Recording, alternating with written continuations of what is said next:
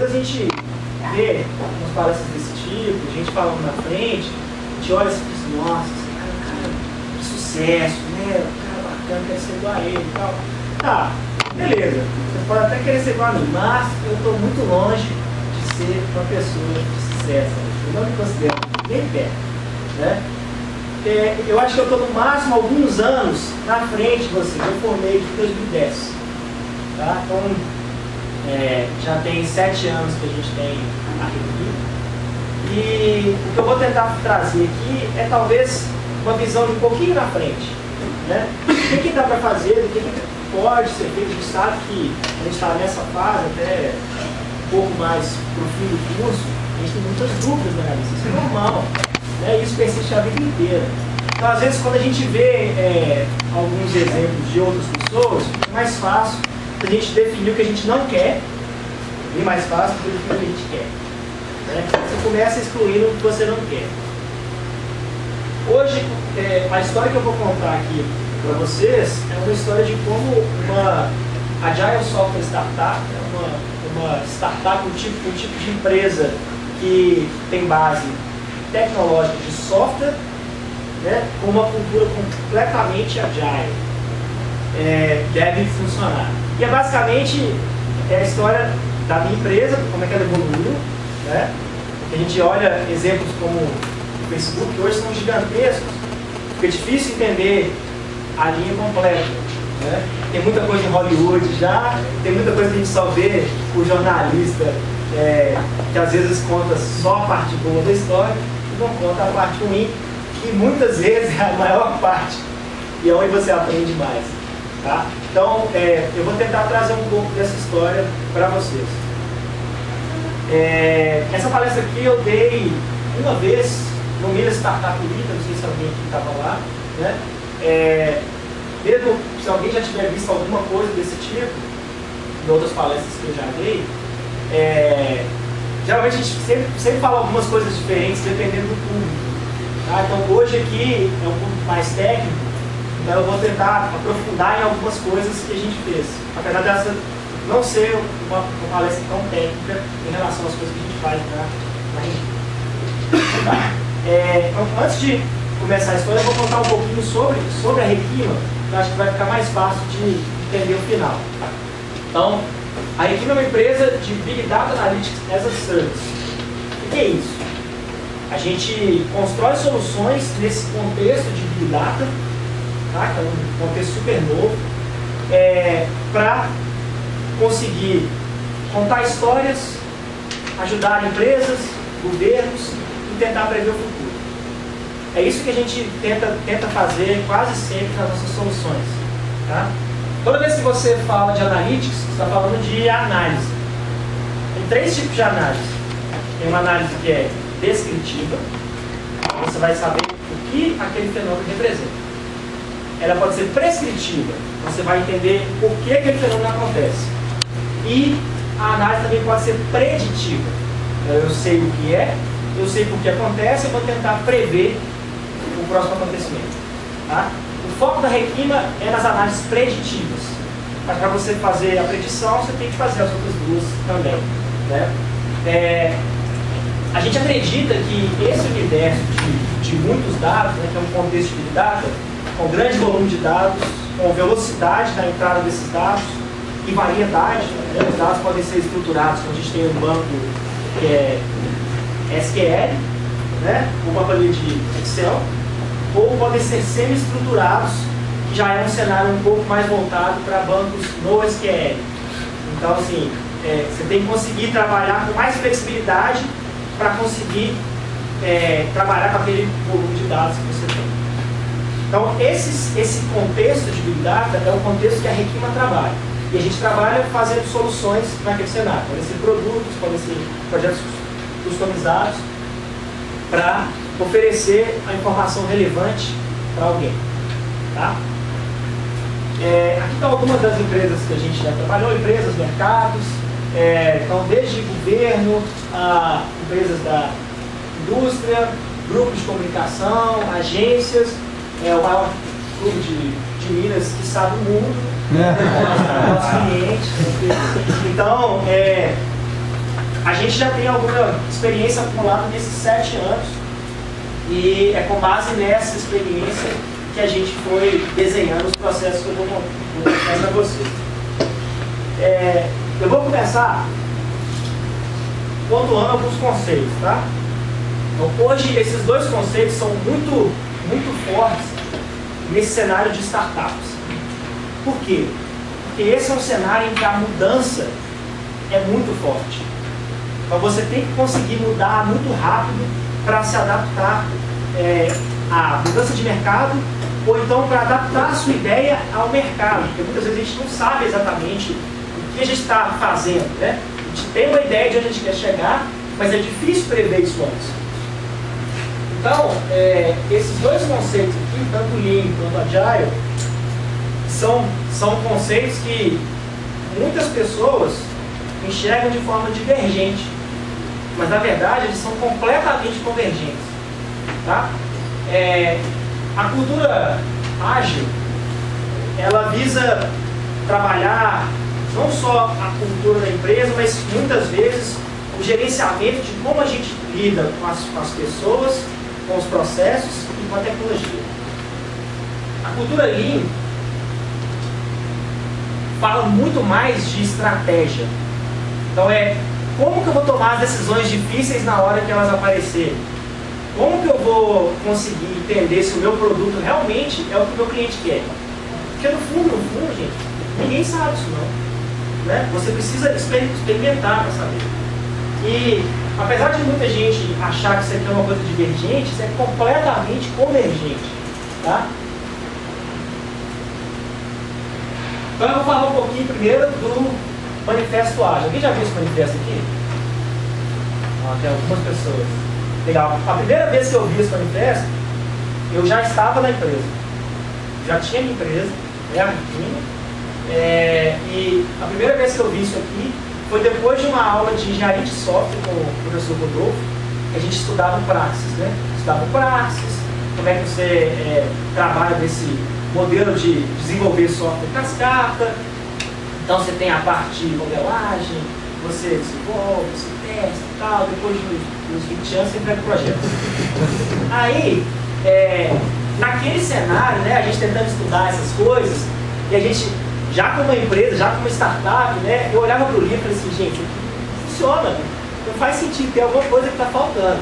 E tinha um capítulozinho pequenininho, né, falando sobre XP. Aí eu li aquele capítulo e falei assim, tá isso, é mais parecido com o que eu preciso. E comecei a pesquisar livros e coisas a respeito desse assunto. E aí eu caí com isso aqui a primeira vez. Tá? E aí, são 4 pilares aqui no Manifesto Ágil. O pessoal que desenvolvia software desde a década de 90 se juntou, né, para fazer esse manifesto, para tentar mudar a cultura de como a gente fazia software. Tem esses 4 pilares aqui. Então, eles falam assim, ó, a gente tem que investir em colaboração com o nosso consumidor, ao invés de investir em negociação de contrato. Então, nós temos que ser mais colaborativos com ele, porque as mudanças acontecem, tem que ser flexível. A gente tem que valorizar mais os indivíduos e as interações do que os processos e as ferramentas. Tem gente que acha que qual que é a ferramenta que você usa? Qual que é o banco de dados que você usa? Não é isso que é o mais importante. A ferramenta é meio. Né? Então, isso aqui é mais importante.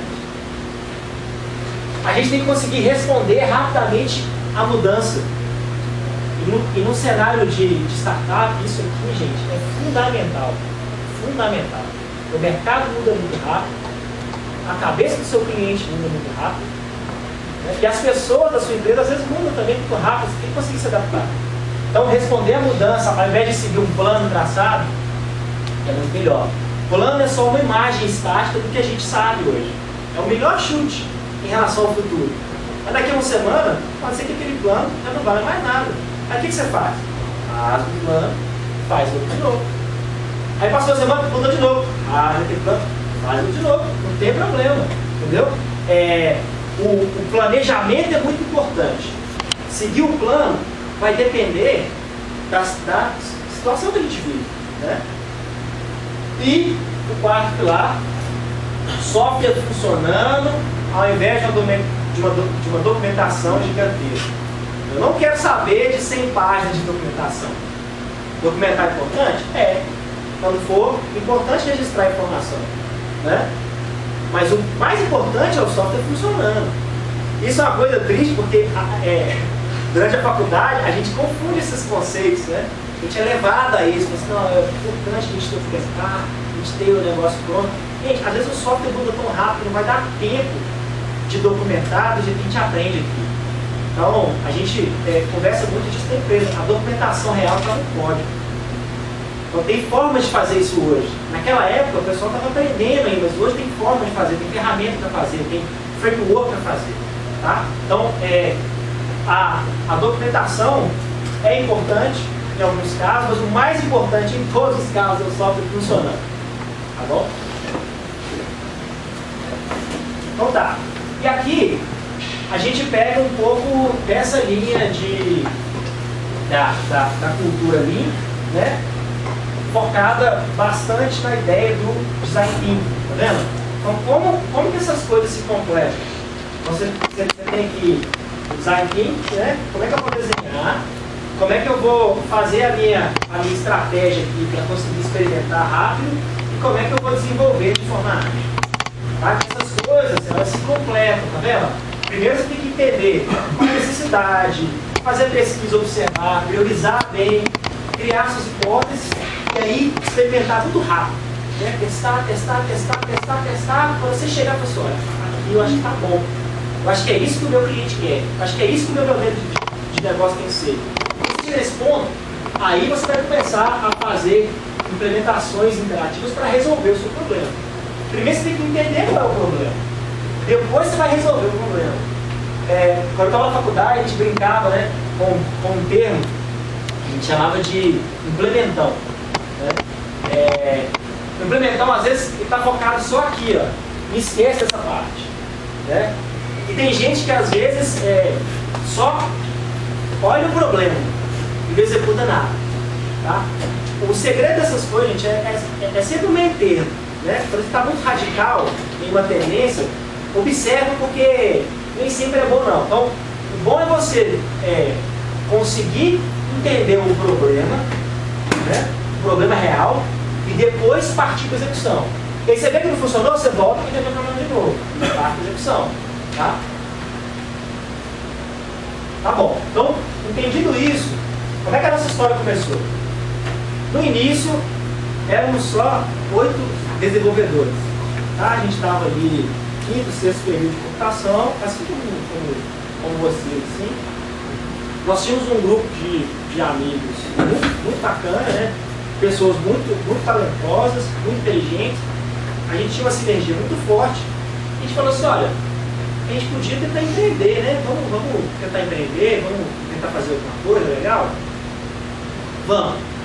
Só que nós éramos 8 cientistas da computação. Ninguém entendia nada de negócio. Né? Zero. Sabia isso também pode. Mas não entendia nada de negócio. Aí, uma das minhas sócias, a Carolina Bigões, virou e falou assim, olha, tem um amigo do meu pai, que é um cara muito bacana, né? E ele é muito experiente assim, na nossa área. A gente podia conversar com ele, né, pra pegar umas dicas e tal. Agora, legal, né? Vamos sim. Quem que é esse cara? Né? Aí, esse cara é esse cara aqui. A gente bateu no Google, né? Quem que é Ivan Murakami, né? O Ivan Murakami era simplesmente o CEO e um dos donos da Aquam, que foi a empresa que foi feita por vários professores aqui do DCC, né? Inclusive o Lender, o Nido. O Ivan era o CEO, na época, da empresa que a Google comprou quando veio aqui do Brasil. Inclusive, gente, é importante reforçar isso, tá? A sede do Google Brasil só fica aqui em Belo Horizonte porque eles identificaram que nós temos um ativo humano aqui que é estratégico para esse tipo. Nós temos universidades espetaculares aqui de classe mundial. Vocês são uma delas. Então, eles vieram para cá porque eles sabem que aqui eles vão conseguir contratar e ter engenheiros de excelente qualidade. Inclusive, a gente sabe de conversas com o pessoal que o escritório do Google aqui de BH é talvez o segundo melhor do mundo. Só perde para o futebol agora. Porque eles têm essa métrica, né? Vendo quais são as inserções mais importantes que o pessoal faz, né? nos algoritmos, e etc. E aqui são várias dessas implementações de alto impacto surgem daqui. Então, a gente foi conversar com esse cara. Disse, nossa, né? O cara já foi secretário de governo estadual, foi o primeiro chefe de departamento do DCC, vamos lá conversar com ele. E foi um cara fantástico. Fantástico. Se não me engano, o Renato convidou ele para dar uma palestra aqui. Eu espero que ele venha, eu vou até conversar com ele para que ele venha, sim. Ele é super aberto, mas tem outros compromissos, nem sempre consegue comparecer. Mas se vocês tiverem a oportunidade de conhecer ele pessoalmente, vocês vão ver uma pessoa fantástica mesmo, da nossa área. Assim, a gente chama ele de sócio guru, hoje ele é o presidente do conselho. E na época, a gente sentou com ele, o Ivan preparou uma apresentação para a gente. Nós hoje, sentados na casa de um dos meus sócios, vai abrir o notebook com uma apresentação para a gente. E começou a quebrar um monte de paradigma que a gente tem. Então assim, gente, primeira coisa, né? Estratégica é tudo aquilo que você tem muito ou muito pouco, já dizia José Israel Vargas. O que isso quer dizer? Vocês são 8 cientistas da computação. Então vocês têm uma capacidade técnica muito avançada. Vocês são um time grande. Tem vários laboratórios aqui do DCC que não tem o tamanho que vocês têm. Então vocês não podem resolver um problema fácil, um problema pequeno. Por quê? Se vocês fizerem isso, vocês vão se comparar a times que são muito menores e com uma capacidade técnica muito menor que a de vocês. Vocês têm que aproveitar esse ativo estratégico. E ao mesmo tempo vocês não entendem nada de negócio, nada de mercado. Então, vocês têm que completar essa parte.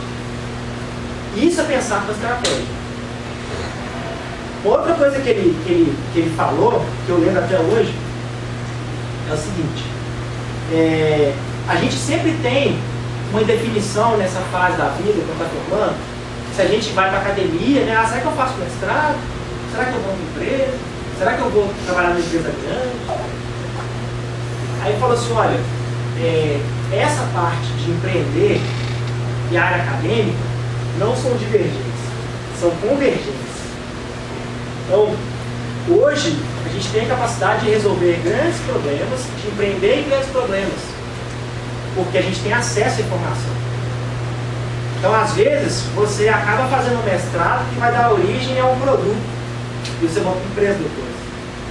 Às vezes, você vai trabalhar numa grande empresa como a Google, aí entende um cenário mundial, volta para a faculdade para trabalhar um problema específico e depois monta uma empresa de novo.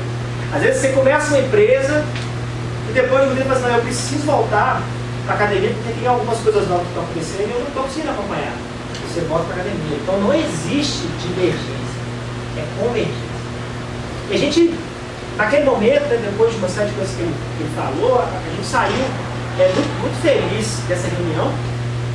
E também muito empolgados, né? Passou um mês, o Ivan mandou um e-mail para a gente com o título assim, empreendimento à vista. Ele é bem poético. Aí, a gente, naquela época, foi convidado a ter uma reunião com duas sócias de uma empresa chamada Mapa Digital. A Mapa Digital era uma agência de mídias digitais que fazia monitoramento de mídias sociais para grandes marcas, Coca-Cola, Oi, São Paulo Fashion Week, isso em 2008, né? Quando ninguém entendia direito o que era Twitter aqui no Brasil, quando o Orkut ainda era a maior rede social nossa, né? O Facebook tinha 50 milhões de usuários só, hoje tem mais de 1 bilhão. Então, elas já faziam esse tipo de serviço para o mercado, só que o trabalho manual estava ficando muito grande, porque o volume de postagens estava crescendo muito rápido. Né? Ela precisava de uma ferramenta para automatizar o processo. O Ivan, como sendo um cara muito inteligente, né, olhou para um lado, um bando de menino querendo empreender, bom de tecnologia. Do outro lado, ele viu um problema bom, interessante, difícil de resolver, né, porque naquela época fazer mineração em mídia social era diferente de fazer isso hoje. Né? Hoje você tem API em todos os canais, é bem mais tranquilo. Naquela época não. Então, era como fazer uma máquina de busca dentro de mídia social, com um cenário mais restrito. E aí o Ivan olhou para um lado, olhou para o outro, juntou as duas coisas. Então a gente fez uma reunião para criar o que na época a gente chamava de BuzzMap, que foi a nossa ferramenta de monitoramento que hoje chama Zap Monitor. A gente licencia ela até hoje. E aí a gente se juntou para não só fazer o produto e a empresa, mas para empreender junto. Essa foto aqui é de 2009, é daquela época. E aí a gente começou a fazer diversos trabalhos. A gente fez trabalhos importantes na Coca-Cola. Teve um que a gente fez na Coca-Cola, até citei uma outra palestra que eu dei outro dia, né? A gente descobriu tanta coisa dentro de mídia social naquela época que a reunião de apresentação demorou umas 4 horas. Né? É muita informação que tinha ali. E era uma coisa incipiente, imagina hoje. Né? Tá. Aí, a gente parte para um conceito importantíssimo. A gente foi convidado para fazer esse produto, né? Mas elas já tinham, na época, vendido um projeto grande do São Paulo Fashion Week. E a gente tinha 2 meses para fazer a primeira versão do produto. Trabalhando feito maluco, né? Então, até hoje, a nossa ferramenta tem commit nosso, né? Tem código que foi enviado lá 10 minutos antes do Réveillon. Né? Isso foi em dezembro de 2008. A gente tinha que entregar o projeto em fevereiro de 2009. O projeto que eu falo assim, projeto pronto para o São Paulo Fashion Week. Ou seja, tinha que ter uma ferramenta para conseguir automatizar aquele processo todo. E a gente conseguiu fazer. Não foi de graça. Todo mundo do time teve algum piripaque. Alguém teve um problema na mão. 2 sócios meus tiveram problema de vista, passaram a usar óculos depois disso. E a gente trabalhava 16, 18 horas por dia. Né? Era assim, acordar, programar, comer, programar, dormir. Só isso que a gente fez durante esse mês. Mas a gente conseguiu fazer. E aí, eu chamo a atenção para um ponto importantíssimo. Então, um dos fatores mais importantes para a qualidade de um software que você vai fazer são os programadores. Se você tem bons desenvolvedores, eles vão conseguir achar a resposta para o seu problema. Né? E tem gente que fala, esse aqui é de um livro que é muito bacana, fácil se falasse sobre engenharia de software. Ele fala que os melhores programadores, eles são talvez 28 vezes melhores do que os piores. Então, se você tem um time muito bom, né, a diferença na qualidade do seu software vai ser imensa. Então, as pessoas são muito importantes. De novo. Só que mesmo com um time muito bom, se você não tiver organização, não tiver processo, sua solução vai ficar desse jeito. Funciona? Funciona. Né? Passa água aqui do mesmo jeito. Mas a gente está vendo que isso aqui não vai dar certo. Né? Então, o que aconteceu? A gente fez a primeira versão do produto, do jeito que a gente conseguiu, igual a gente faz TP de AES treino aqui, né? Naquela loucura, virando os joelhos do jeito que dava, só que a primeira versão do nosso produto não era boa ainda. Né? E as demandas estavam mudando muito rápido para a gente conseguir acompanhar. Então a gente parou, pessoal, a gente precisa de um processo melhor para desenvolver. Nessa época, eu estava fazendo engenharia de software, foi nessa época que eu descobri o XP. E depois a filosofia ágil, etc. Porque a gente viu que quando tem muita mudança de escopo, é difícil adaptar um modelo cascata. Você precisa de um modelo que abraça a mudança, que desenvolve de forma interativa, né? Que você entrega em ciclos menores para reduzir esse problema de escopo. E aí a gente parte para uma linha clássica aqui, né? Que é de gerenciamento de projeto em geral e que para nós funciona também da mesma forma. Então você tem 3 pilares. Você vai ter as pessoas, você vai ter os processos e vai ter as tecnologias. O pilar mais importante é esse aqui, são as pessoas. Depois a gente vem os processos e depois a tecnologia. Tá? Por quê? Se você seguir essa linha aqui, ó, vai ser a linha que você vai conseguir ser mais eficiente, mais rápido. Com pessoas inteligentes, bem organizadas, né? A gente coloca na mão delas as ferramentas certas e elas vão fazer o trabalho.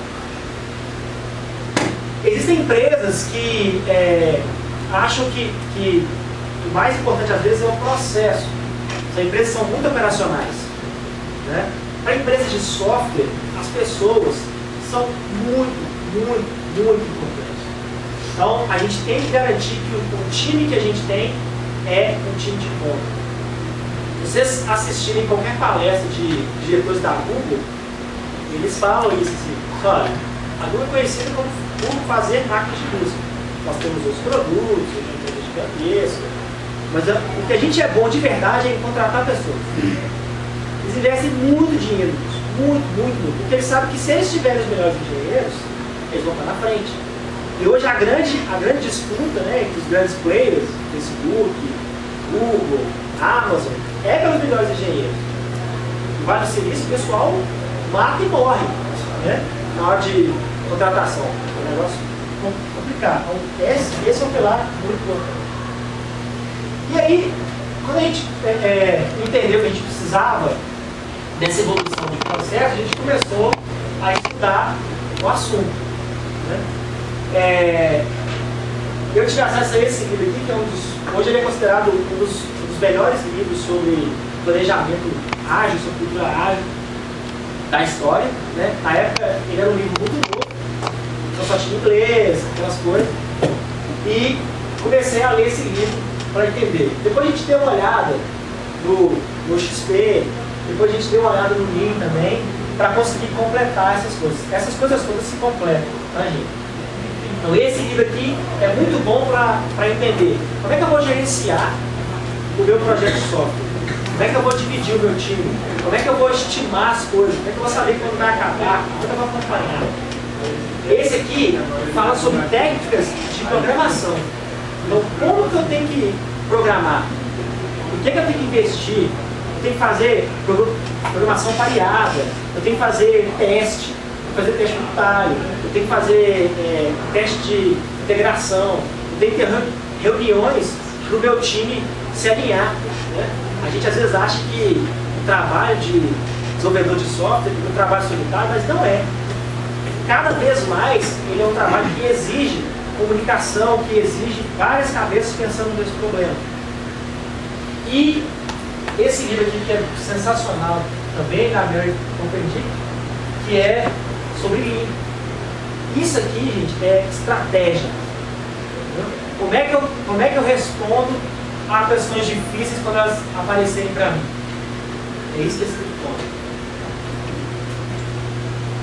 E aí, juntando essa sopa de letrinhas aqui, né, a gente vai ver que cada processo é adaptável e funciona bem para um cenário, né? Então, se eu preciso de um cenário mais exploratório, mais inovador, eu vou usar o que a gente chama de Scrum, ou às vezes o Scrum mais Kanban, né? Se eu preciso de um negócio que não é tão exploratório, repete razoavelmente, então eu vou usar o Kanban. E cada um desses problemas vão exigir práticas diferentes. No fundo, não importa se você usa o XP, se você usa o Scrum, se você usa o Lean, não importa. O que importa é quais são as práticas que você está resolvendo para conseguir resolver o problema que você achou, né? Então, qual é o problema? Primeiro, qual é o problema que eu estou resolvendo? E aí eu vou escolher qual é o processo que eu vou fazer.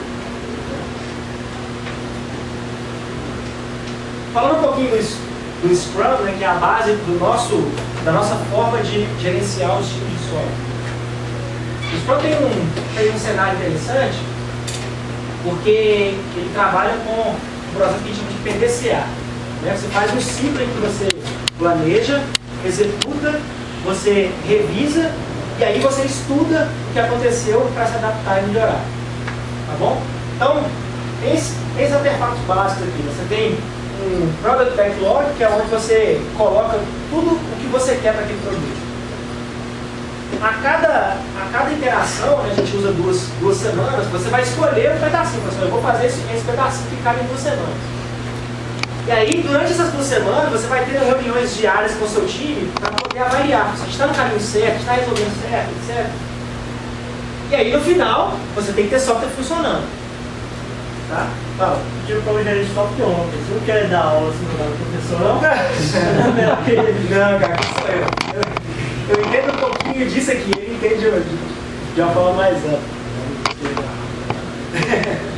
Mas aí, então, nesse modo, a gente vai fazendo ciclos incrementais, entregando o produto e entendendo o dano. A gente entendeu que isso aqui era bom pra gente porque mudava rápido demais. A gente falou assim, não, peraí, nós vamos fazer isso aqui nas próximas 2 semanas. Se mudar, depois a gente resolve. Então, vamos terminar isso aqui, porque senão não tem como terminar nada. Né? E aí você consegue avançar. Falando um pouco do XP, né? Então aqui são algumas práticas que o XP traz. Então, fazer teste, ter uma cultura de whole team, né? Que é tipo assim, o problema é de todo mundo. O código não é de ninguém. O código é de todo mundo. Então, todo mundo tem responsabilidade sobre ele, todo mundo tem que seguir as boas práticas para que a gente consiga trabalhar em conjunto. A gente tem que ter padrões de código. Né? Você tem que desenvolver testando, que é esse método aqui, que é o PDB, que é muito legal. Você tem que aprender a refatorar rápido. Né? A gente tem mudanças. Então, como é que a gente refatora o código em mais de 1 milhão de linhas? Tem ferramenta para fazer isso. Você tem que tentar deixar o desenho cada vez mais simples. Porque quanto mais simples, vai ser mais simples de entender e mais fácil de consertar se der problema. Você tem que conseguir fazer entregas menores. Você tem que conseguir planejar com seu time com reuniões regulares que pareçam mais com um jogo, porque senão fica muito chato fazer as reuniões. Então a gente faz planning games. Né? É assim que a gente estima as coisas, a gente discute sobre os produtos, sobre os problemas. E no fundo, não importa o quão devagar você vai, importa que você não para. Se você não parar, você vai chegar. Tá? Agora, se você tentar resolver essas coisas todas de uma vez, ou tentar implementar essas práticas todas de uma vez, não há time que aguente. Então você sempre faz aos poucos. Então, a nossa primeira reunião de planejamento é uma porcaria. Né? A gente olha os documentos, artefatos, a discussão, é uma porcaria, porque ninguém entendia direito o que estava fazendo. Então, esse aqui é um processo muito empírico. Então você começa fazendo uma prática, depois você coloca outra, depois você distribui melhor os papéis e vai evoluindo a cada ciclo. Tá? Aí aconteceu, depois que a gente estava desenvolvendo, né, o software, fazendo uma série de coisas, a Nova Digital passou por uma mudança, né, na estratégia dela, e a empresa depois, as sócias se separaram e a empresa depois se dissolveu. Então, a Nova Digital era a nossa conexão com o mercado. Inicialmente a gente começou fazendo uma ferramenta para atender o problema daquela empresa, que era a empresa de vanguarda. Naquele momento a gente pensou assim, olha, então vamos tentar fazer um produto para atender a outras empresas com uma característica parecida com a Nova Digital. A gente já entende o negócio, vamos formatar isso. Foi aí que a gente passou a deixar de ser BuzzMap e virar o Zap Monitor. Nós vamos fazer uma plataforma de monitoramento de redes sociais para qualquer empresa parecida com a Nova Digital poder utilizar. A gente refez o produto todo, né? E a gente começou a estudar melhor o mercado para entender como que esse produto tinha que ser agora, né? E a gente ficou mais ou menos assim, com um monte de coisa para mudar, um monte de demanda para conseguir resolver, né? Só que nesse momento a gente entendeu que o principal risco que causa falha, de acordo com o Steve, de qualquer startup, não está no desenvolvimento dos novos produtos, está no entendimento do seu consumidor, do seu mercado. Se você não entende o seu cliente, se você não entende o mercado que você está atuando, você pode construir o melhor software do mundo. Então não adianta se ele for o software errado para o problema. Você vai, a gente que é nerd construtor, né, a gente fala, nossa, esse algoritmo está lindo, olha esse código, coisa linda, né? O usuário não consegue usar. Que coisa. Beleza? Então não adianta, gente, não adianta. Se vocês não entenderem qual é o problema que vocês estão resolvendo, quem é seu cliente, quem é seu mercado, não adianta tentar fazer o melhor software do mundo. Não vai funcionar. Tá? Essas coisas convergem. Então a gente começou a estudar mais isso, né? Aqui tem 3 livros também que são interessantes nessa parte. Esse livro aqui é um clássico, já é um clássico de 10 anos, mas já é, todo mundo está no cenário de startup. Quem é esse livro? Que ele mostra como que você faz essa parte, como que você entende melhor o seu mercado e valida suas hipóteses. Tá? Então, o Eric Rasch fez um grande trabalho nesse livro, chama Lean Startup. E aí tem um outro livro super legal que chama Estratégia do Oceano Azul, que é o seguinte, tem muita gente que acha que na hora de estudar o mercado, você tem que preocupar com os seus concorrentes. Você, na verdade, tem que estudar os seus concorrentes e inviabilizá-los, deixá-los irrelevantes. Isso é o que esse livro ensina a fazer. É como o Circo de Solé, né? Todo mundo já fazia circo antes. De repente apareceu um circo que parecia um espetáculo de Hollywood, porque não tinha concorrente nenhum.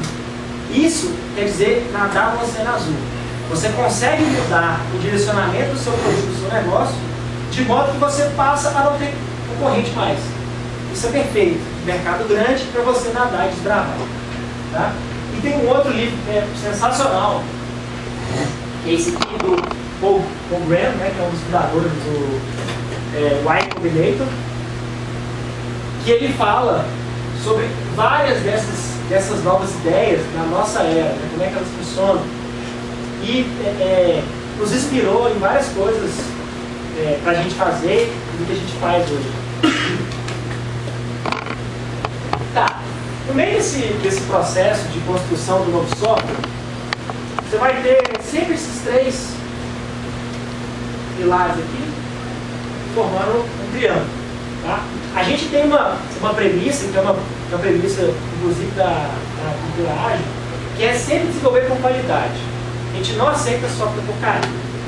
Então, se for para desenvolver um software ruim, não vamos fazer. Então, isso aqui é fundamental. Mas você vai sempre lutar contra escopo, qual é o tamanho do seu problema, contra o tempo, quais são os prazos que você tem, e contra o dinheiro. Né? Qual é o recurso que você tem? Quanto dinheiro você consegue colocar nisso aqui? A gente brinca que por mais dinheiro que você tenha, uma mulher vai dar à luz a um menino em 4 meses. Né?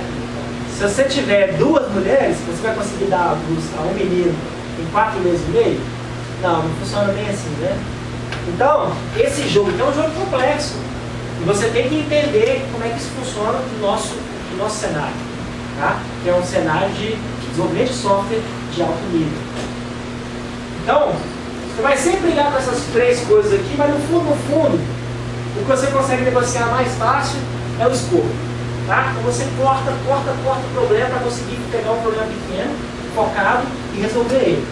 Porque o dinheiro, por mais que seja uma empresa gigantesca, ele não é infinito, né? E o tempo é talvez um dos recursos mais importantes que a gente tem. Você dificilmente consegue comprar tempo, né? Tem empresas que compram tempo. Quando a Google compra uma outra empresa, geralmente o que ela está comprando é um ativo estratégico do tempo. Então, quanto tempo eu vou desenvolver essa solução que eles fazem e que completa exatamente o que eu faço? Eu vou comprar essa empresa, porque eu adapto ela e em 5 anos eu vou ter um modelo de negócio que eu quero. Vídeo, YouTube. Né? A Google já tinha uma plataforma de vídeos muito melhor do que o YouTube, o Google Vídeos. Mas o YouTube conseguiu fazer uma ferramenta com uma inserção de usuários muito grande. Então, para que eu vou investir nisso aqui? Eu compro o YouTube e transformo numa coisa gigantesca. Tá? Então, no fundo, o nosso problema é aqui, ó, é escopo. Você tem que conseguir cortar, focar para fazer um negócio bom. E aí, a gente começou a tentar fazer o nosso MVP daquele produto. Qual que é o produto mínimo que eu consigo colocar na mão do meu usuário que vai entregar valor para ele? E aí, a gente começou a olhar cada detalhe. E essa frase aqui do co-founder do Twitter resume muito bem, né? Então, faça cada detalhe perfeito e limite o número de detalhes perfeitos que você vai ter. Porque senão você não vai conseguir lidar com o problema. Mas cada detalhezinho tem que ser importante para estar ali. E a gente começou a lidar com um cenário de sociabilidade, né? A gente construiu uma plataforma para isso. A gente tem o privilégio de ter tido contato com o Ivan, né, durante essa jornada. E o Ivan, ele é um sócio visionário. Ele falava assim, olha, hoje isso está crescendo, né? Ainda não é tão importante hoje, o volume não é tão grande hoje, mas em poucos anos vai ser. A gente tem que construir uma plataforma que vai estar naquele mercado quando ele chegar, né? Porque só a gente que vai conseguir fazer isso hoje. A gente está vendo o problema. Então a gente investiu muito em análise automática, a gente investiu muito em infraestrutura escalável para conseguir trabalhar com grande volume, a gente investiu muito em entender sentimento automaticamente, contexto automaticamente. E isso é uma coisa legal, a gente começou a trabalhar com esses problemas, acho que um ano e meio, antes do DCC começar a trabalhar com esses problemas aqui também. E aí teve até uma fase que a gente fez uma coisa conjunta, aprendizado conjunto para poder fazer isso evoluir. Mas a gente estava na vanguarda do mercado naquele momento, né? E a gente começou a procurar uma forma de viabilizar o nosso negócio, né? Soltamos essa ferramenta nossa em fase beta. A gente estava com mais ou menos uns 200 usuários testando o produto, utilizando, gente gostando bastante, né? E a gente começou a buscar por investimento. Pessoal, nós somos um time técnico grande e nós temos uma carga técnica muito forte. Para a gente conseguir colocar isso no mercado de verdade, a gente precisa investir em marketing e vendas, né? Naquela época a gente entendia isso, mas não com tanta força quanto hoje. E hoje eu vou falar para vocês. Produtos que a gente faz, que são muito complexos, a maioria deles precisa de marketing e venda. A gente às vezes ignora essa parte do mercado, né? A gente acha que vou produzir um produto perfeito aqui e todo mundo vai vir aqui e vai usar, vai ser maravilhoso, né? Não funciona assim não, gente. É difícil demais fazer isso. É difícil demais fazer o que o WhatsApp fez.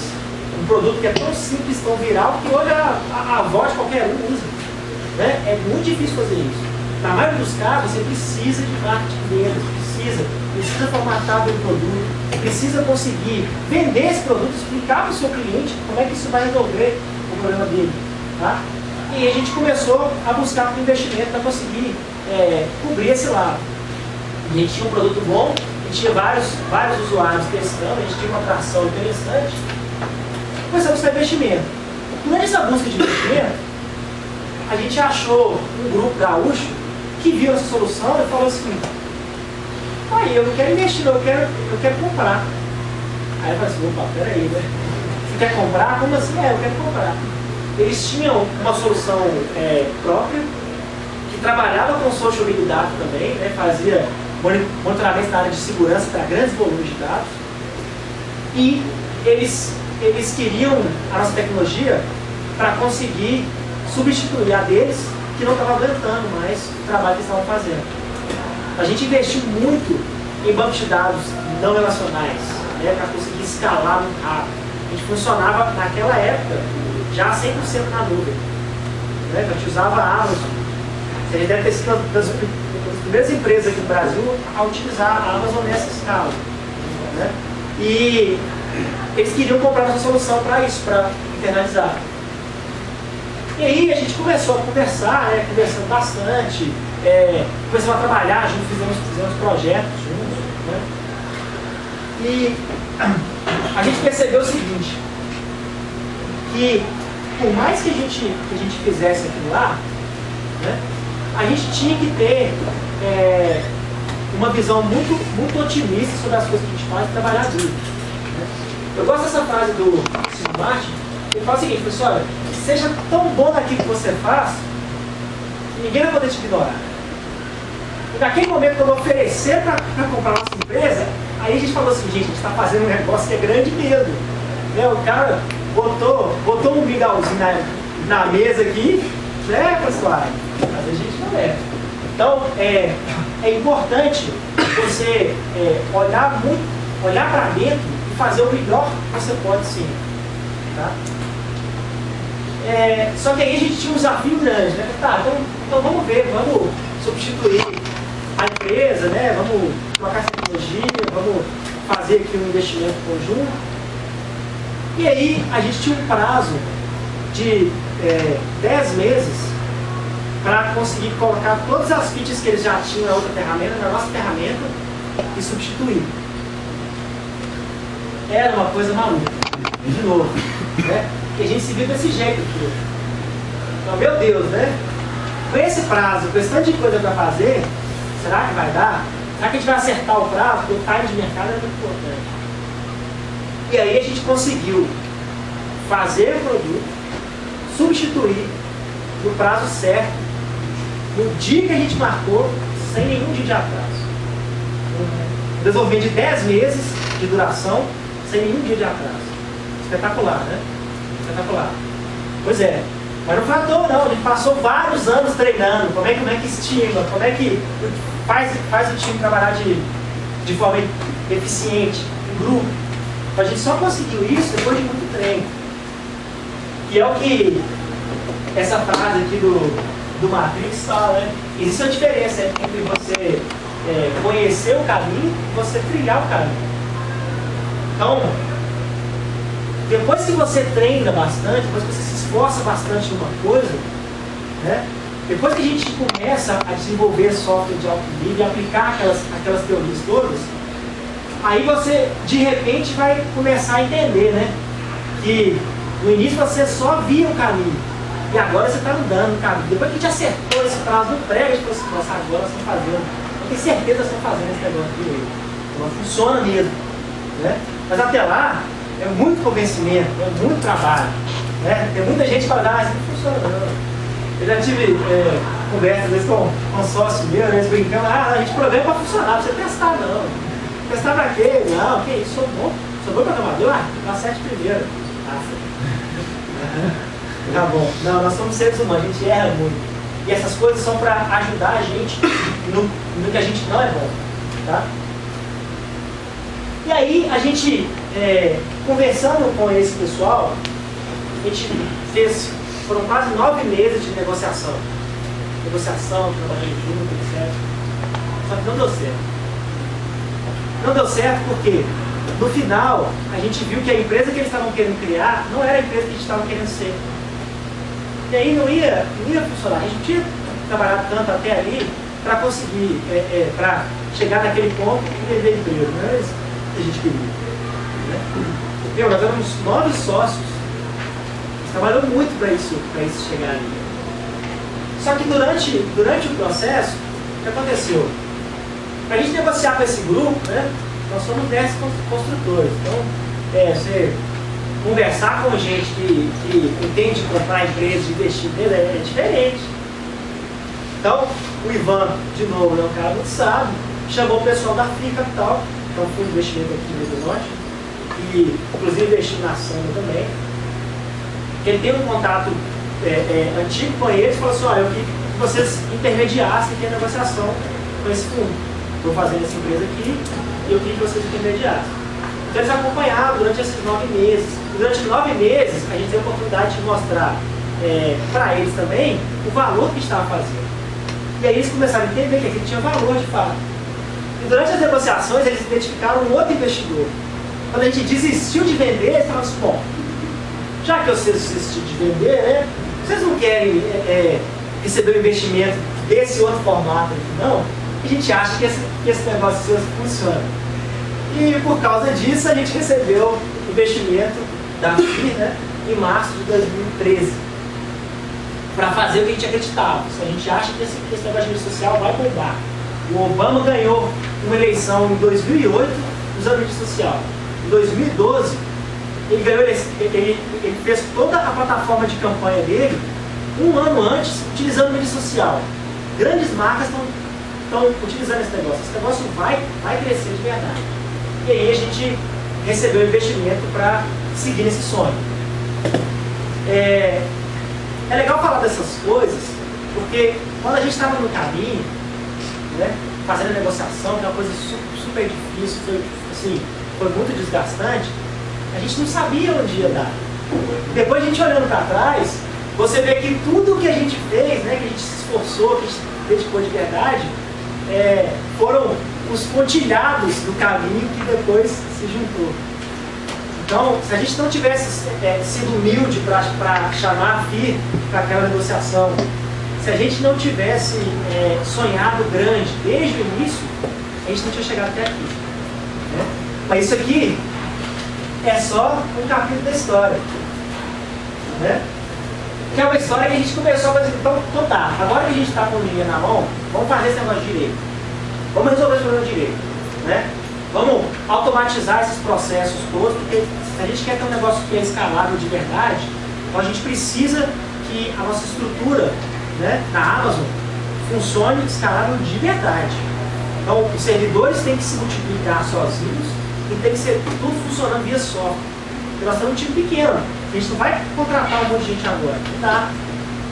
Então a gente começou a investir cada vez mais, né? A gente já tinha ali código, beleza, tinha padrão.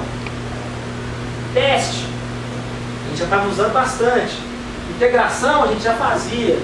Teste de aceitação funcional, a gente já fazia, só que essa parte estava muito manual.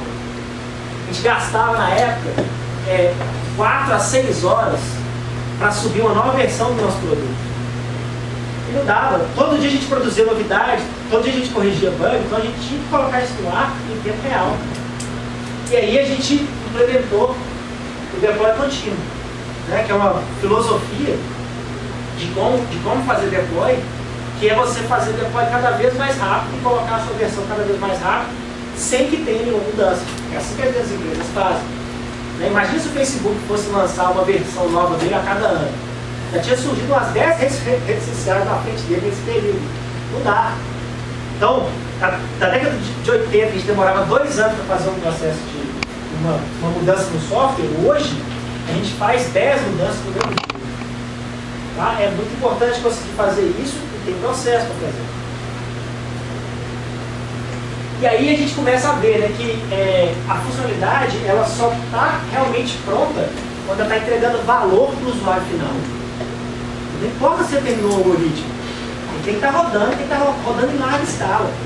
Várias coisas que a gente fazia, depois que você colocava para rodar no servidor com muitos dados, dava problema, não funcionava. Né?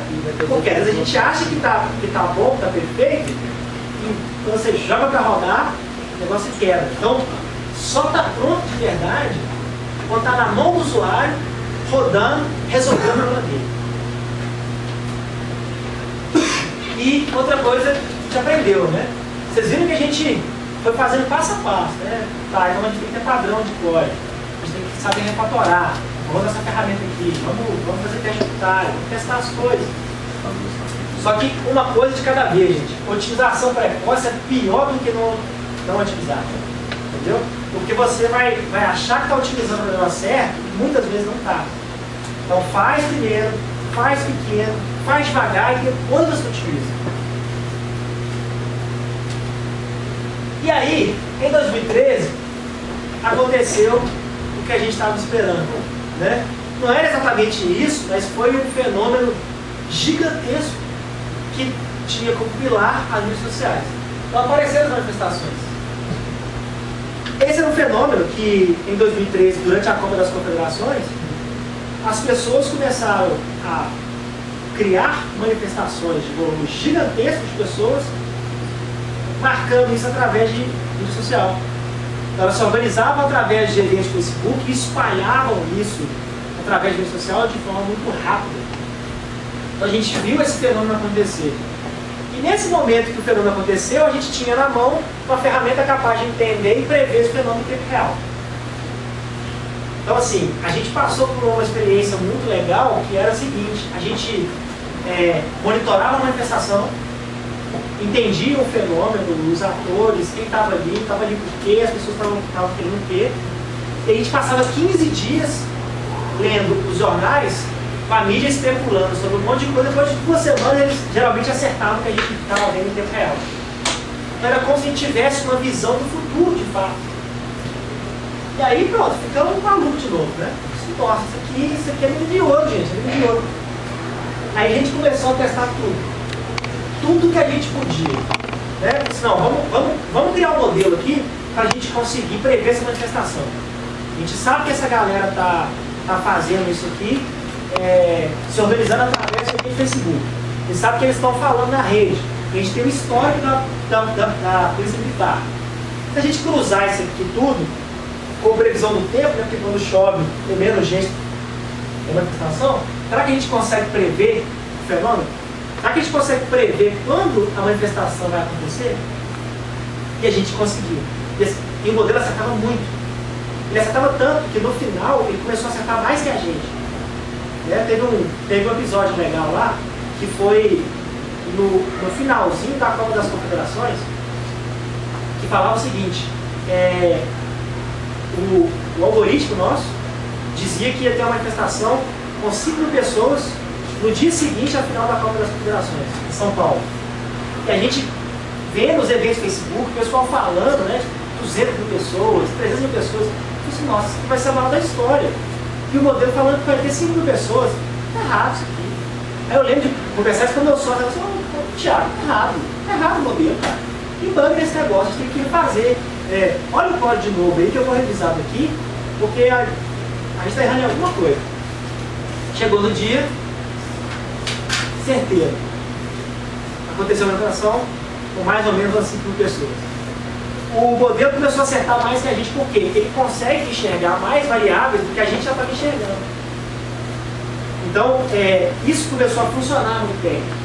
Nesse ponto, a gente começou a formalizar uma parte que é muito importante da nossa cultura, que é a primeira de fazer crazy projects. Então, a gente sempre tem um tempinho, todo mês o time tem um tempinho para testar umas coisas que são malucas. Você não sabe se vai dar certo ou dar errado, né? Mas você sempre tem que ter um tempinho para testar. A gente faz hack days. Então, o dia que a gente pega um problema, os times se dividem uma solução diferente daquele problema. Aí acontece a competição. Tem muita coisa legal que surge disso aqui. E a gente faz também um negócio que a gente chama de hack jam, que aqui não é só desenvolver um problema, mas pegar qual é o problema, qual é o modelo de negócio, que tipo de produto a gente tinha que fazer e vamos fazer um protótipo para isso. Aí esse aqui é de geralmente uns 3 dias a gente faz, né? Tem empresa que faz uma semana.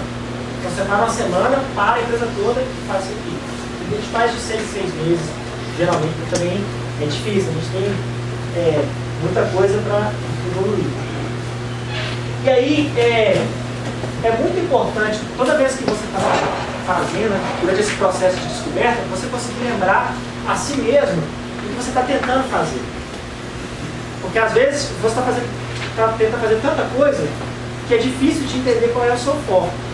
E naquele momento a gente falou assim, gente, em 2014 vai ter Copa do Mundo e vai ter eleição no Brasil. Nós temos que pegar esses protótipos que a gente tem e trazer para esse cenário. Porque quando a Copa chegar, a gente vai estar preparado. Isso vai acontecer de novo. Né? E aí, chegou a Copa do Mundo e a gente conseguiu vender para o governo federal um sonho que só a gente podia fazer na época. O governo, ao invés de você deixar aquela violência que aconteceu em 2013 acontecer debaixo dos seus olhos, eu posso fazer uma coisa que ninguém pode. Eu consigo prever com manifestação, consigo dizer onde ela vai acontecer, com qual quantidade de pessoas, qual o perfil dessas pessoas, se elas são violentas ou não, o que elas querem antes do fenômeno acontecer, antes da lei para a rua. E foi assim que a gente vendeu esse projeto e fez coisas espetaculares. Né? Que a gente conseguiu ajudar o governo a ser proativo e não reativo. Quando a confusão já está acontecendo, a polícia, a única coisa que ela tem que fazer é tentar conter de alguma forma. Mas se ela sabe antes, ela consegue cercar melhor esse problema. Então foi isso que aconteceu. Para a gente conseguir fazer esse processo da Copa do Mundo, a gente está estourando o tempo, né? Até que horas? Falta mais 30 minutos. Vamos lá. Então, nesse momento, a gente viu qual era o poder que a gente estava criando. O poder da escalabilidade da nuvem computacional. Gente, isso aqui mudou completamente o cenário das empresas hoje. Hoje, se você tem dinheiro, você consegue ter o mesmo poder computacional que a Google, que a Microsoft. Entendeu? Você bota um monte de máquina lá e bota para rodar. Entendeu? Lógico que é grana, né? Porque é caro. Caro. Ainda mais com o dólar alto agora, está cada vez mais caro. Mas assim, a gente teve que preparar o maior evento na história das mídias sociais, que foi a Copa do Mundo 2014. A gente acha que esse evento só vai ser superado em volume agora nas Olimpíadas, que também vai acontecer aqui esse ano. Como é que você se prepara para um evento desse? Então, é importante você ser flexível. Você tem que conseguir se adaptar rápido para conseguir resolver esse problema. E era esse tipo de escalabilidade que a Amazon dava para a gente. A gente teve que dobrar o nosso banco de dados em menos de 2 semanas. Né? Então, eram mais de 60 máquinas rodando na nuvem, sozinhas, tudo automático, atualizando tudo automático, crescendo automático. Entendeu? Com uma equipe de 7 pessoas. Então, imagina se eu tivesse que ter uma equipe só para gerenciar isso aqui. Imagina se eu tivesse servidores lá e eu tivesse que gerenciar isso aqui. Imagina se eu tivesse que alugar essas máquinas. Não dá tempo. Qual que é a ordem de grandeza da volume de dados? Então, no dia da abertura da Copa, né, do dia 12, a gente coletou e analisou mais de 1 milhão de postagens. Um dia. Então, imagina o seguinte, imagina o seu Facebook, imagina 1 milhão daquelas postagens chegando. E a gente teve que analisar isso e gerar um relatório de inteligência para o governo em menos de 3 horas. Então, isso tinha que ter muita tecnologia, muita análise automática, uma capacidade de absorver um volume de dados muito grande, analisar e processar muito rapidamente, né, e entregar essa inteligência na ponta. Então, a gente só conseguiu fazer isso porque a gente tinha uma estrutura que era altamente escalável. E uma coisa importante, né, que eu falei, No caso, vocês já tinham um serviço da Amazon, vocês expandiram, vocês migraram de outro provedor de serviço? não, a gente já tinha, graças a Deus. Já era Amazon. Tá. Porque eu tô pensando assim, cara, você tiver que mexer em todas as configurações para adaptar novos servidores, instalar lá na instância deles o que você precisa, assim. Não dá tempo, eu falo de 2 semanas. Foram 2 semanas para preparar esse projeto. Você só deu um upgrade na conta lá e... Exatamente. E até isso é problema, porque às vezes você crescer muito rápido, né? É difícil porque existem alguns limites para evitar problemas lá dentro mesmo, né? Eu lembro da gente mandando e-mail para a Amazon, libera, a gente precisa de mais máquina, libera. Aí o cara vai entrar em contato, não libera antes. Então, é muito importante você está preparado para essas coisas. A gente só fez o que a gente sabia que a gente conseguia fazer. Né? Mas foi uma loucura. Mesmo assim. Né? E outra coisa importante, né? Foram 2 semanas para a gente preparar com o projeto rodando. Então não é um negócio assim, a gente acha que vai. Não, já estava chegando, volume gigantesco. Depois a gente, o banco não vai aguentar, precisa dobrar. Dobra o banco, ou seja, você tem que ter uma estrutura que consegue escalar sem parar. Né? Então, isso é um ponto importante, e é difícil de fazer. A gente já tinha nessa época. Porque desde o início a gente desenvolveu essas coisas para grande volume, então a gente se preocupou muito com isso. Tá? Lembra? A gente tem que resolver um problema grande. Quando a gente tem a capacidade de resolver, a gente resolve um problema grande. Começa com o pequeno, né? Mas sonha grande. Né? Porque no fundo, sonhar grande e sonhar pequeno, né? Tem o mesmo preço. Só que se você sonhar grande e der certo, sonhar grande, você vai ter uma coisa muito maior.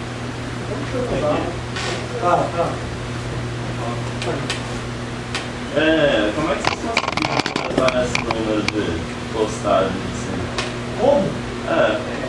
A gente monitorava as mídias sociais, Twitter, Facebook. Assim, as postagens são públicas, né? Você tem que ser amigo dos outros pra ver. Não. A gente só coletava postagem pública. Mas eu tô falando de postagem pública. Nossa. Geralmente aberto. Esse problema de interação, eles estão querendo angariar mesmo. Exatamente.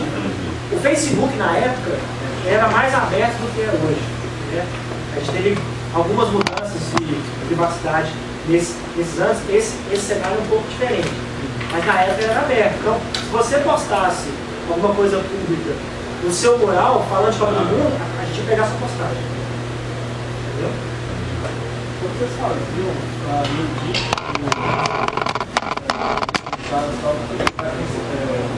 colocar o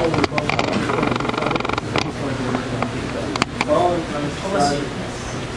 Só a necessidade de saber o evento, você já pensava em expandir? Então já teria que expandir ou você tinha. Como se você tivesse. Entendi. Dá para ter uma ideia, né? Porque você sabe mais ou menos quanto o seu banco aguenta. Você observa a taxa de crescimento, você sabe. Se você não cobrar, você não vai aumentar, vai estourar antes. Então, existem certas coisas que são hoje. Vocês previam uma manifestação, previam o banco de dados. É mais fácil, né? Bem mais fácil. Está entrando tanto por dia, daqui a pouco Exatamente. Você consegue monitorar essas taxas de crescimento. É tudo baseado em métrica. A gente não chutou assim, eu acho que não vai dar. Não, a gente viu o volume e viu que tinha que dobrar.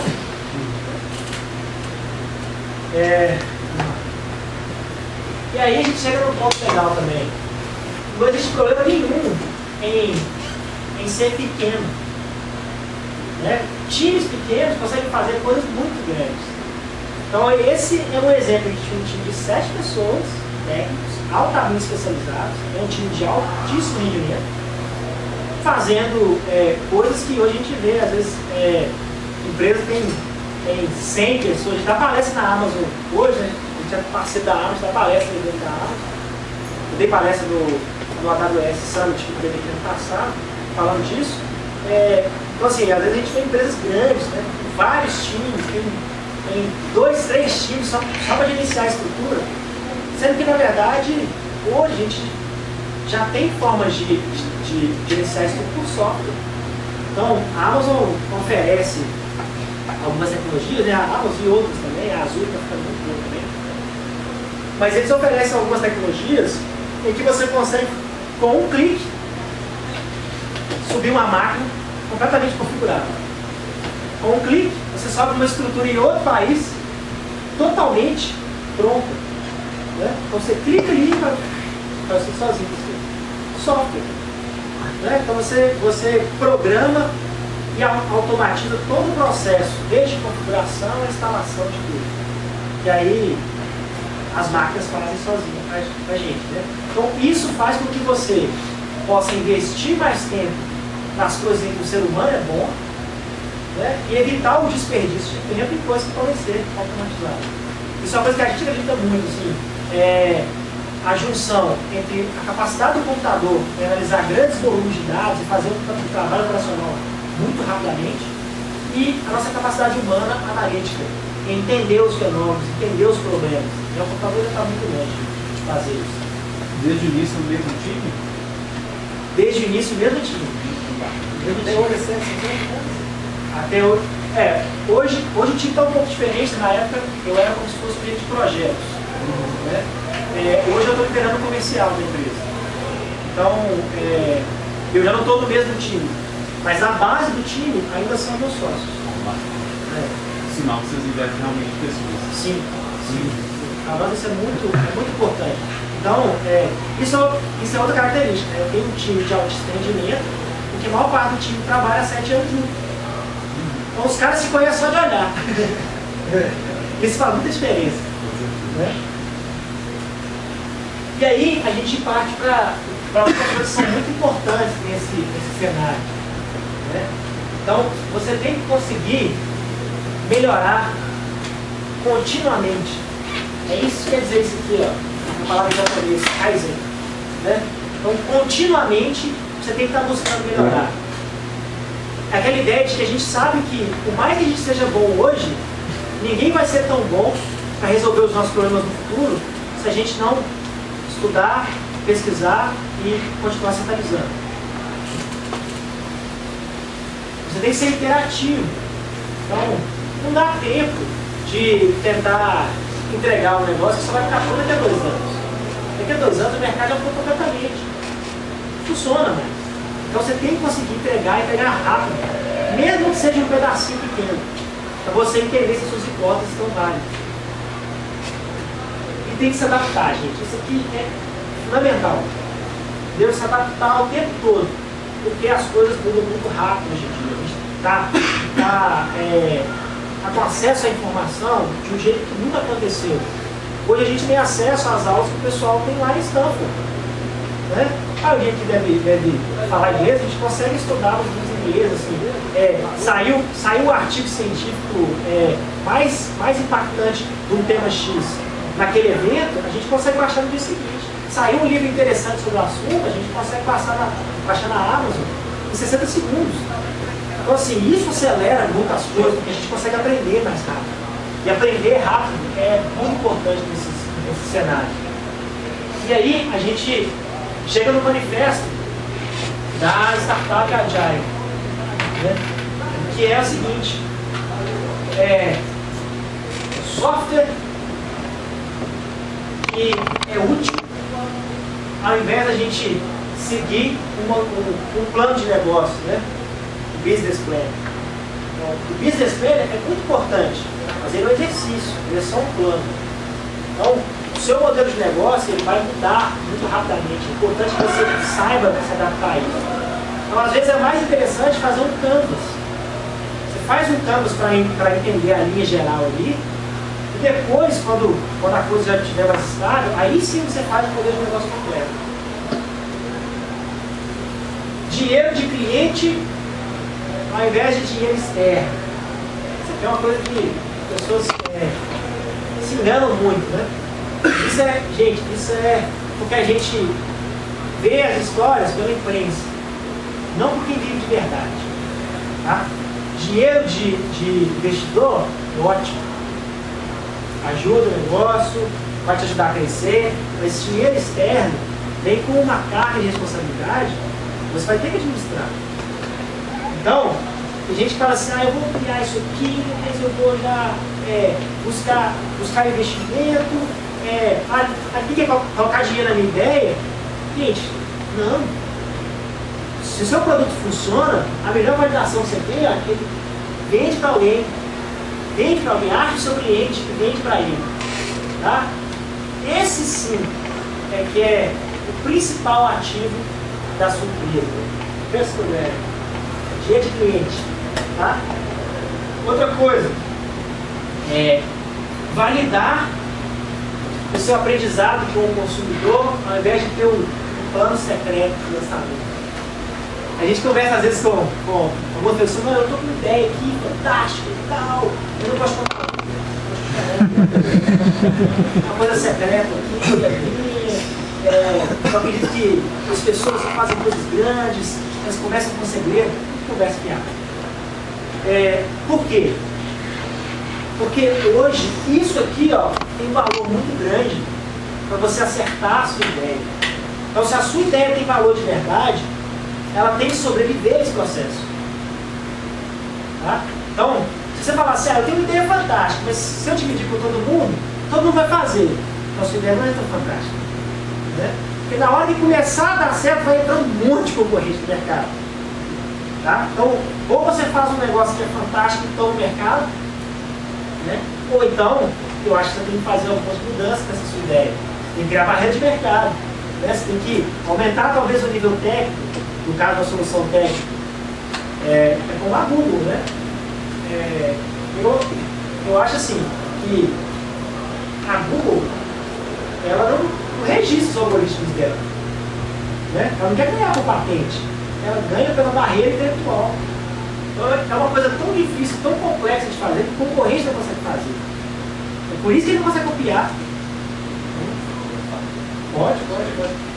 Eu acho que vai passar a apresentação depois, para vocês, para não se preocupar com isso não. Tá?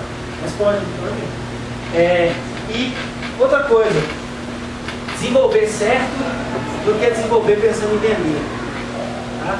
Esse é um pensamento que a gente teve e pairou no mercado durante muito tempo, que é aquele negócio assim, eu vou desenvolver uma coisa aqui, depois eu vou investir uns anos dela, aí daqui a uns 10 anos eu vendo, pronto, né? Estou feliz. Não funciona assim. E para você vender de verdade para alguém ter vontade de comprar, o negócio tem que ser sólido, tem que ser bom, dá dinheiro de verdade, né? Então, desenvolver certo, desenvolver bem é que é importante. Tá? Vender é a consequência. Vender é muito legal. Muito legal. Assim, eu até hoje nunca vendi uma empresa, mas eu converso com muita gente que já passou por essa experiência, que é um ciclo fantástico. O Ivan já vendeu duas ou três empresas. Então, assim, é um ciclo fantástico que você completa. Né? Você completa, às vezes ganha muito dinheiro, você ainda tem que fazer outras coisas. Vídeo, né? Elon Musk. Então, o cara vendeu lá o PayPal, ficou rico e agora está criando outras 3 empresas que são espetaculares. Então, é ótimo vender empresa, mas vender não é o objetivo, vender tem que ser consequência. Que aí sim você vai sempre construir um negócio sólido. Tá? E essa frase aqui do Miyamoto Musashi fala muito sobre como que você internaliza essas coisas. Né? Então, os homens devem moldar seu caminho. A partir do momento em que você vira o caminho, em tudo que fizer, você se tornará o caminho. Então, aquilo ali, gente, não adianta colar na parede. Né? Não adianta você entrar numa empresa que tem um monte de valores, né, na parede lá, e na prática ninguém executa nada. Né? É muito bonito falar isso, tem que fazer de verdade. Se quiser ser o caminho, você tem que fazer para acontecer. Tá? E é difícil. Esses aqui são os meus sócios. Então, aqui. A gente continua junto até hoje. Né? Esses são os novos sócios fundadores. A gente tem outros sócios também, a gente tem investidor, tem outras pessoas que a gente contratou e deu a participação também. Mas esses são os meus sócios fundadores e muito disso do que eu contei foram coisas que a gente construiu em conjunto. Né? Assim como o Pedro falou, ninguém faz nada sozinho, então eu não fui a mente brilhante que desenhou isso tudo sozinho, mas eu participei desse processo. Então tudo isso que eu contei são coisas que a gente acredita de verdade, como as empresas devem ser, como esse tipo de empresa deve ser para dar certo. Tá? E esse aqui é o pessoal da nossa empresa. A gente ganhou ano passado, no fim do ano, esse prêmio do Great Place to Work, né? Que chama de destaque no caminho certo. É para empresas com menos de 30 pessoas, que tem boas práticas de liderança, de gestão. Esse prêmio é super legal porque são os funcionários que preenchem. É super bacana. Então, assim, eles poderiam xingar a gente não tem nada de fazer, né? E as respostas foram ótimas, foram mais de 150 empresas do Brasil participando disso aqui e a gente ganhou o prêmio. Então, isso aqui para nós é um dos principais ativos nossos, né? São as pessoas que a gente conseguiu reunir em torno desse problema, desse sonho grande que a gente tem. E esse é o jeito que a gente acredita que as empresas têm que ser. Tá? E essa é a história que eu quis trazer para vocês hoje. Obrigado.